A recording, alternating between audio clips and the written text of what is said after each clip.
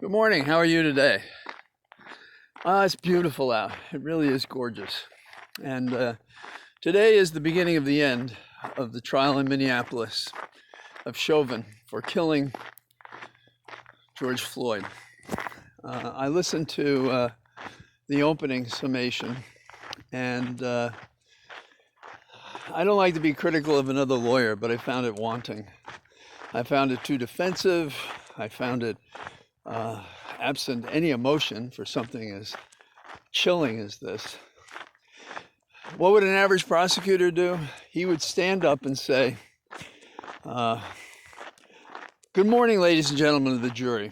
We're here because that man killed, without any good reason, because he's a racist, a man who is black, who is accused of a charge never proven that may not have ever been proven, and was unnecessary. And he did it in the presence of people who were there trying to save him as this man killed him.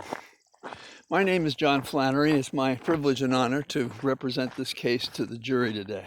You know, there are 85 ways to do it. There's a quiet way to do it, but it has to be understandable. It has to be coherent. So is that going to matter? Probably not in this sense. The jury has been immersed in the facts of this case, seen the tapes multiple times, heard some amazing witnesses, including police, which you don't normally hear. But this case is a pivot. Think about the fact that there are actually people in America right now who hope the jury is hung or this man is acquitted. That's the sickness in America. And blacks know this better than you and I do, those of you who are listening to me who are white. And those of you who are persons of color, you know what I'm saying is true.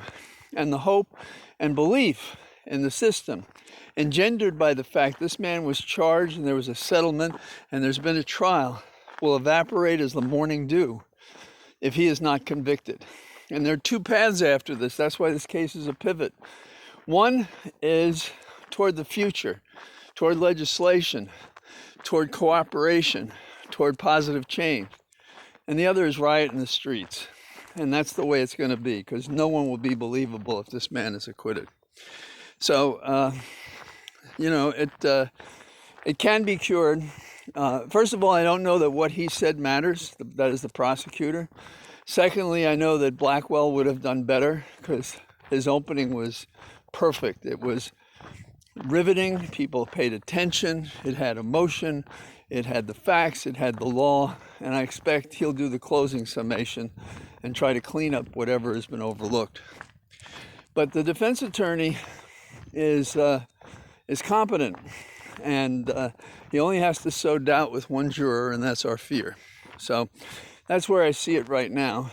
And hopefully in the next couple of days we'll have a verdict which is guilty, and we'll have a path forward to attempt to deal with the differences in races that has plagued this nation from its inception.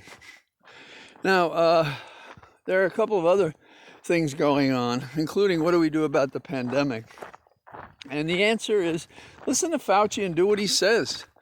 You know, get the vaccine, maintain distance, wear masks, hunker down, and if we have to take an additional shot down the road to continue the effectiveness, let's do that. Let's include every person in the persuasion to get the vaccine. This is not complicated. There are strange things, though, in response. For example, the Queen, who sat alone at the service for her husband, Prince Philip, they say, oh, that shouldn't happen. And that's becoming an argument to open up church services and things like that, when the royal family did everything they could to show a ceremony that respected the pandemic. So people just don't have the discipline to stand back from this pandemic and to approach it as the enemy it is that has informed us how that we can defeat it and how we must defeat it. So there's also the notion of there's something wrong in America when a guy goes out and collects food through Facebook, collects the money for food through Facebook, raises $40,000, spends it all on food, and then IRS wants him to pay taxes on it. Now that's a messed up America. That really is a messed up America.